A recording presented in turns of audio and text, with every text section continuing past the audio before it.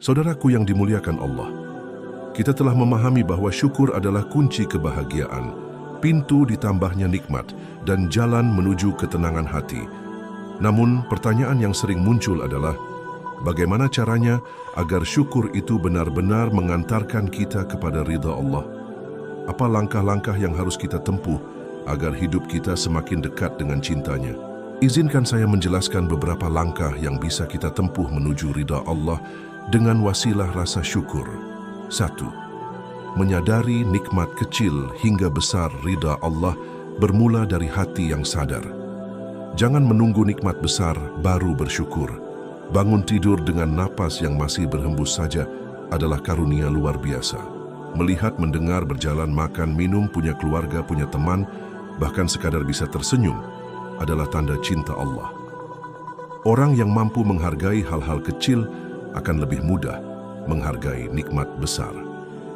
2. Mengucapkan syukur di lisan. Biasakan lisan untuk memuji Allah dengan ucapan Alhamdulillah. Jangan hanya setelah mendapat rezeki, tetapi dalam segala situasi. Lidah yang terbiasa memuji Allah akan membuat hati lembut. Nabi Muhammad mengajarkan doa setelah makan, minum, bahkan setelah bangun tidur sebagai wujud syukur lisan. 3. Menggunakan nikmat pada jalan ketaatan. Syukur tidak sempurna jika hanya berhenti di hati dan lisan. Syukur harus diwujudkan dengan perbuatan. Sehatnya tubuh digunakan untuk ibadah. Lapangnya rezeki digunakan untuk menolong sesama. Ilmu yang kita punya dibagikan. Kedudukan yang kita miliki dipakai untuk menegakkan keadilan. Inilah syukur sejati yang Allah cintai. 4. Bersabar atas ujian. Kadang syukur terasa sulit ketika ujian datang. Namun disitulah letak ridha Allah.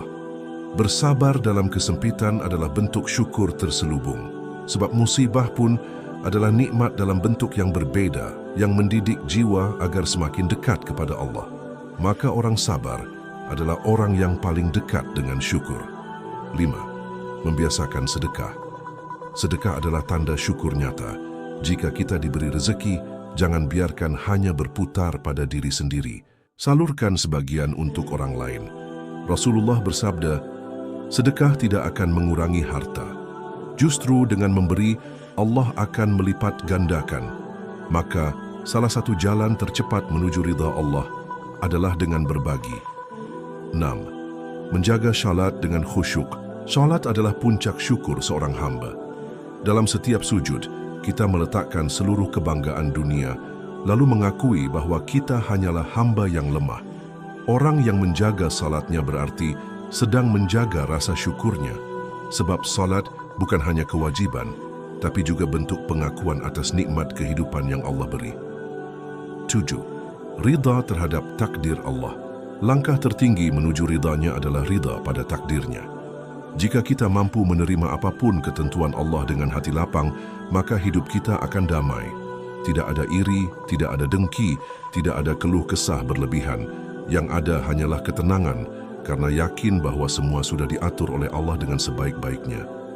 Saudaraku, jika 7 langkah ini kita jalani dengan istiqamah, insya Allah hati kita akan dipenuhi rasa syukur. Syukur itu akan membawa kita kepada ridha Allah.